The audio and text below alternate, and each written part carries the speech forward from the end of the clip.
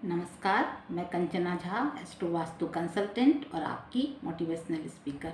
अपने प्रोग्राम बोल कंचना झा के में आप सबका स्वागत करती हूँ। हम लोगों ने 4 युगों के बारे में पढ़ा है: सतयुग, त्रेता युग, द्वापर युग और कलयुग, कलिकाल, जो वर्तमान में चल रहा है। तो सतयुग में देवतागण और राक्षसगण दोनों 2 लोकों में निवास करते थे। देवतागण स्वर्गलोक में और राक्षसगण पृथ्वीलोक में। हमने कई जगह पढ़ा है ना कि उमा महादेव यानी शंकर पार्वती धरती पर भ्रमण करने आया करते थे, लोगों का दुख सुख देखने के लिए आते थे।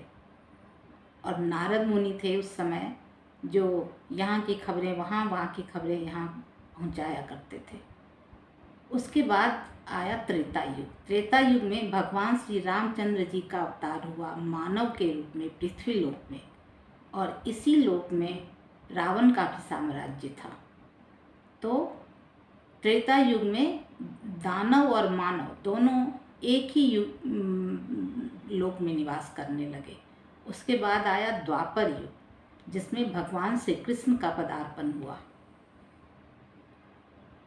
तो भगवान श्री कृष्ण के परिवार में ही कंस भी थे, यानी एक ही परिवार में दानव और मानव दोनों रहने लगे।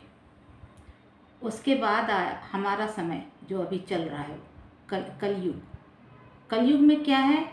सुर प्रवृत्तियाँ और आसुरी प्रवृत्तियाँ एक ही शरीर में निवास करती हैं। जब जैसा सिचुएशन होता है वो प्रवृत्ति उठ खड़ी होती है हमारे अंदर, जो है ना। कोई सुर असुर नहीं है, लेकिन ये प्रवृत्तियां हैं जो समय आने पर, सिचुएशन वैसा बनने पर उठ खड़ी होती हैं। जिसमें आसुरी प्रवृत्ति अधिक होगी वो अपराधिक किस्म का इंसान होगा, और जो जिसमें मानवता होगी, मानव के गुण होंगे, अच्छे गुण होंगे, वो देवतुल्य हुआ। तो पहले के समय में, प्राचीन काल में क्या होता था कि राजा के पुत्र जो होते थे, राजकुमार, उनको जैसे वो किशोरावस्था में प्रवेश करते थे, उनको जंगल में किसी गुरु के आश्रम में शस्त्रों और शास्त्रों का अध्ययन करने और उस कला को सीखने में, शस्त्रों को चलाने की कला को सीखने के लिए भेज दिया जाता था, जहाँ वे हर सीजन, हर ऋतु का सामना करते थे। बिल्कुल नंगे बदन रहते थे। देखा होगा आपने कभी पुराने में किसी भी चित्र में आपने देखा है, किसी फोटोग्राफ हो कहीं भी, कि धोती या के सिवा कुछ पहना हो? नहीं ना। तो शीत, ग्रीष्म, वर्षा, हर ऋतु का वो सामना करते थे, और हर तरह के शास्त्रों का उनको अध्ययन कराया जाता था, और कई प्रकार के शस्त्रों की शिक्षा दी जाती थी, जिसमें तीर चलाना, तलवार चलाना, भाला फेंकना, गदा चलाना और भी बहुत सारे। लेकिन आज क्या हो रहा है, हमने अपने बच्चों को कैसा बना दिया है? बिल्कुल सीप में रखे मोती की तरह, रुई की तरह, गुलाब के फूल या कोई अच्छे फूल की तरह, इसको छूते ही झड़ जाएंगे। हम उन्हें किसी संघर्ष का सामना नहीं करने देते। बच्चे के मुंह से निकला नहीं कि हम उसे पूरा कर देते हैं। तो हम दोषी हैं इसके। बच्चे बाद में हैं, पहले हम हैं। तो बच्चों को संघर्ष करना सिखाना चाहिए, और किसी चीज़ की कमी हो तो उसे तुरंत पूरा करने की ज़रूरत नहीं होनी चाहिए माता पिता को भी, जब तक वो अति आवश्यक ना हो। क्योंकि क्या होता है ना, हर चीज़ अगर आप आसानी से अवेलेबल करा देंगे तो बच्चे संघर्ष करना ही भूल जाएंगे। और जो उनको सुविधाएं दी जाती हैं माता पिता की ओर से, माता पिता के रूप में अपने पुत्र या पुत्री को, जो संतान को जो सुविधा दी जाती है, उसको वो सुख मान बैठते हैं। और उस सुख को से वो बाहर निकलना नहीं चाहते। बाहरी दुनिया का सामना करना सिखाइए अपने बच्चों को। 5 मिनट नहीं रह पाते वो धूप में, 5 मिनट नहीं रह पाते। तो उस समय क्या था, बच्चे लोहा बनकर जाते थे और फौलाद बनकर निकलते थे गुरु के आश्रम से। गुरु की सेवा भी किया करते थे, उनके पांव भी दबाया करते थे। लेकिन अब वो समय नहीं रहा, ना वैसे गुरु रहे, ना वैसे शिष्य, ना वो समय। लेकिन क्या है कि अगर आप चारों तरफ दलदल है, आज के समाज में चारों तरफ दलदल है और बीच में एक पतली सी पगडंडी है जो बच्चों को लक्ष्य की ओर ले जा रही है, तो बच्चों को आपको सिखाना होगा कि उसी पगडंडी से लड़खड़ाते हुए, गिरते गिराते हुए, संभलते हुए लक्ष्य तक पहुंचना है। बच्चों को बिगाड़ने के कई तरह की चीज़ें आ गई हैं मार्केट में। ऐसा नहीं है कि बच्चों में टैलेंट की कमी है, बच्चे बहुत टैलेंटेड हो गए हैं आज के, लेकिन बहुत कम उम्र में जो उन्हें नहीं जानना चाहिए वो भी जान जाते हैं, जो उन्हें नहीं सीखना चाहिए, जो उन्हें नहीं करना चाहिए वो करते हैं। सभी माता पिता इससे परेशान हैं। मेरे पास तो बहुत, मैं तो बर्थ चार्ट देखती हूँ तो मेरे पास बहुत सारे ऐसे आते हैं कुंडली जो लेकर माता पिता कि हमारा बच्चा हमारा कहना नहीं मानता। मैंने पहले भी उसके लिए बताए हैं उपाय, आगे भी बताऊंगी। क्योंकि आप किसके लिए जी रहे हो? आप तो बच्चों के लिए जी रहे हो, लेकिन बच्चे किसके लिए जी रहे हैं इस पर ध्यान दीजिए, ठीक है ना। तो सबसे आजकल क्या है, हम बहुत सारे टेंशन लेकर जीते हैं हर समय। हर इंसान दिखावे का बोझ, छलावे का बोझ, अगली पीढ़ी, अगली पंक्ति में बैठने का बोझ, स्टेज पर बैठने का बोझ। तो क्या हुआ अगर वहाँ तक नहीं पहुँच सके? जरूरी नहीं है ना कि हर बच्चा पढ़ने में एक जैसा हो। बहुत तरह की चीज़ें हैं जो आप बच्चों को सिखा सकते हैं। उनके शौक़ देखिए, आप बचपन से उनकी हॉबीज़ देखिए कि उसको किस चीज़ में इंटरेस्ट है और उसी क्षेत्र में, उसी फील्ड में उसे आगे बढ़ाइए। ये सोचने की आवश्यकता ही नहीं है कि बच्चा मेरा डॉक्टर बनेगा या इंजीनियर बनेगा या आईएएस बनेगा। बहुत चीज़ है। अगर बच्चा स्पोर्ट्स में अच्छा है तो उस फील्ड में भेजिए, अगर म्यूज़िक में इंटरेस्ट है तो वहाँ भेजिए, कुकिंग में इंटरेस्ट है तो वो कराइए, है ना। लेकिन ये सीधा सीधा सिर्फ डॉक्टर, इंजीनियर, आईएएस यही नहीं है। बहुत चीज़ें हैं जो नाम भी देती हैं और पैसे भी देती हैं इंसान को। एक सभा चल रही थी जिसमें एक संत प्रवचन दे रहे थे। तो संत ने सामने बैठी भीड़ से पूछा कि सबसे ज़्यादा बोझ लेकर कौन जीता है, कौन सबसे ज़्यादा बोझ उठाता है? तो भीड़ में सब ने बड़े बड़े पशुओं के नाम लिए, हाथी, घोड़े, गधे, ऊंट, ये सब। बात भी सच है। हाथी क्विंटल के क्विंटल लकड़ियाँ 1 मिनट में यहाँ से वहाँ कर देता है। कैमल ना हो तो रेगिस्तान के लोगों का जीवन कितना मुश्किल हो जाएगा। वो उसी पर अपने घर का पूरा सामान ढोकर वो कैमल से इधर से उधर लेकर जाते हैं, है ना। लेकिन संत ने कहा नहीं, सबसे ज़्यादा बोझ सिर पर लेकर सिर के अंदर मस्तिष्क में रखकर इंसान जीता है। इतने तरह का बोझ हमारे सिर में है कि अगर आप उसको लेकर हर समय सोचते रहेंगे तो जी नहीं पाएंगे। आपको इस बात को स्वीकारना होगा कि संसार परिवर्तनशील है, जीवन मरण का चक्र चलता ही है। इस शरीर में हम हर प्रकार का काम लेते हैं, शरीर मशीन ही है ना हमारा। तो अगर इसको करते समय, पूरा करते समय अगर शरीर में कुछ ना कुछ डिफेक्ट तो होगा ही होगा, सबको होता है। बहुत कम इंसान ऐसे होते हैं जिनको डॉक्टर की ज़्यादा आवश्यकता नहीं होती। ज़्यादातर लोग, ना तो हम प्योर चीज़ खाते हैं, ना प्योर हवा मिलती है हमें।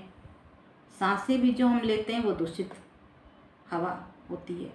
तो ये तो लगा रहेगा और जीवन मरण भी चलेगा। हम नहीं जाएंगे तो फिर आने वाली पीढ़ियां कैसे आएंगी, है ना। हम जाएंगे दुनिया से तभी तो उनका जीवन चलेगा, हमारी जगह कोई और आएगा, है ना। तो ये तो चलता ही रहेगा। तो इसको स्वीकारिए, नहीं तो आप जी नहीं पाएंगे। लोग आते हैं 5 मिनट में, 5 मिनट बैठते हैं, उसमें 10 क्वेश्चन कर डालते हैं। हर चीज़ को आप क्यों आप चाहते हैं कि हर चीज़ का इलाज ज्योतिष कर दे? स्वयं भी कीजिए। हर चीज़ में के लिए ज्योतिष का इलाज नहीं है। आप रिश्ते खराब हैं तो आप उस संबंध को अच्छा करने के लिए आप क्या कर रहे हैं आप देखिए। अगर आप उस संबंध को निभाना चाहते हैं, सामने वाला नहीं निभाना चाहता, तो हट जाइए। आपको अगर लगे कि सामने वाला आपको फुट मैट की तरह यूज़ कर रहा है, तो हट जाइए। जहाँ सम्मान न मिले, बार बार अपमानित होना पड़े, वहाँ से तुरंत चले आइए और दोबारा कभी नहीं जाइए। ठीक है ना। मैं कभी ये नहीं कहती हूँ कि आप अपना अपमान बर्दाश्त कीजिए, आप अपनी बेइज्जती बर्दाश्त कीजिए, आप लोगों के एब्यूजिंग वर्ड्स बर्दाश्त कीजिए। नहीं, बिल्कुल नहीं। स्वयं का सम्मान सबसे बड़ा सम्मान है। ठीक है ना। तो हम सभी तो यहाँ यात्री हैं। सभी जितने भी धरती पर मनुष्य हैं, सभी यात्री हैं। अब एक बार एक विदेशी आया था, टूरिस्ट आया हुआ था भारतवर्ष का भ्रमण करने के लिए। घूमते घूमते वो मथुरा वृंदावन की गलियों में पहुंच गया और वहाँ उसे एक संत की कुटिया दिखी, तो वहाँ चला गया। उसने देखा कि उस कुटिया में एक मैट बिछी हुई थी, एक कैरोसिन लैंप था और एक पानी से भरा हुआ मटका रखा हुआ था। उसे बड़ा आश्चर्य हुआ कि इतने कम में कोई जीवन कैसे जी सकता है। हमें आश्चर्य नहीं लगेगा, क्योंकि हमने तो अपने मुनियों के और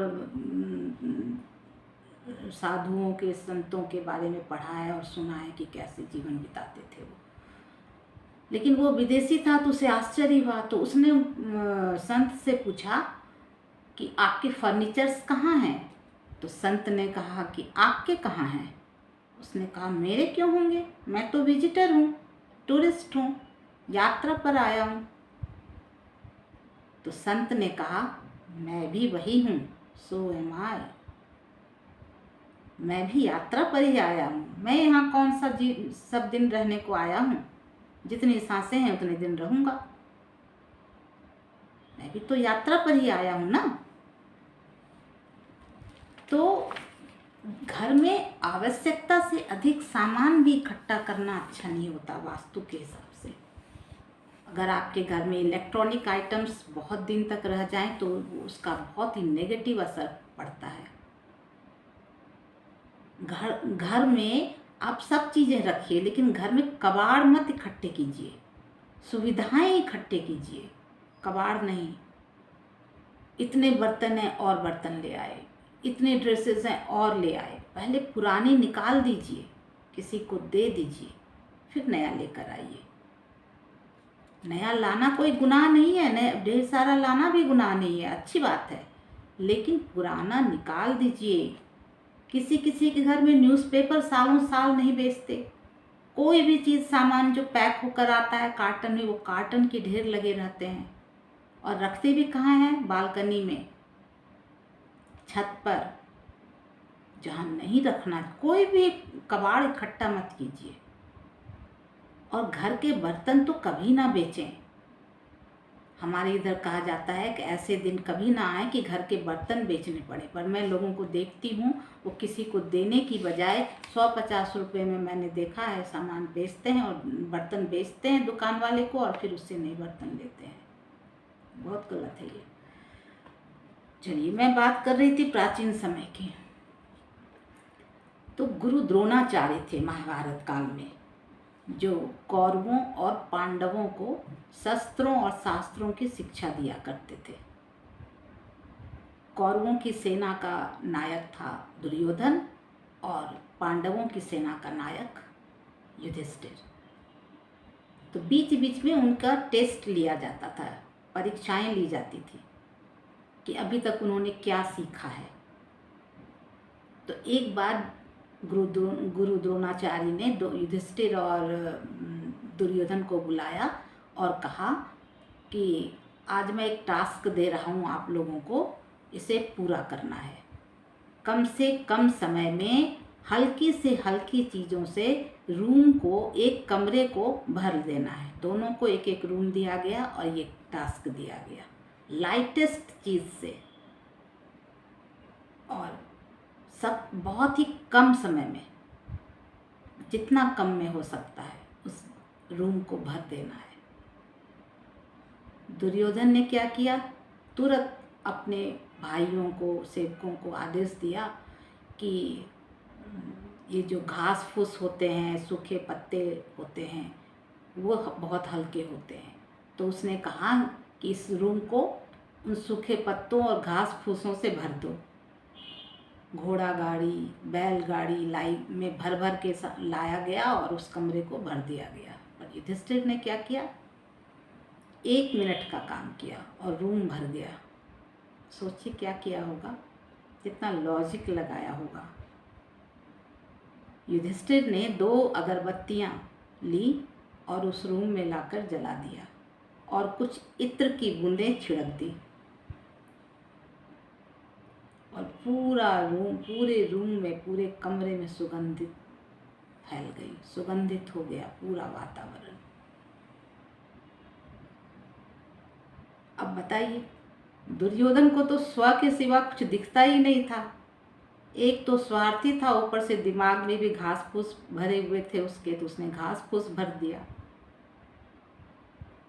तो सिर्फ टैलेंट होना आवश्यक नहीं है, लॉजिकल होना भी बहुत जरूरी है।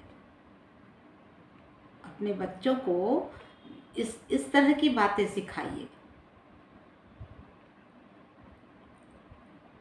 दुर्योधन को तो बस स्व स्व स्व, इसके सिवा कुछ सोचता ही नहीं था। उसने सोचा ही नहीं कि क्या हो सकता है इसके अलावा। घास फूस भर दिए, उसका काम हो गया। तो क्या होता है ना, आजकल चारों तरफ मोर मोर मोर का शोर मचा हुआ है, होड़ लगी हुई है। More marks than my classmate, more money than my neighbours, bigger house, है ना, latest mobile, latest laptop, larger television. अच्छी बात है, रखिए, लेकिन पहले पुराना हटा दीजिए।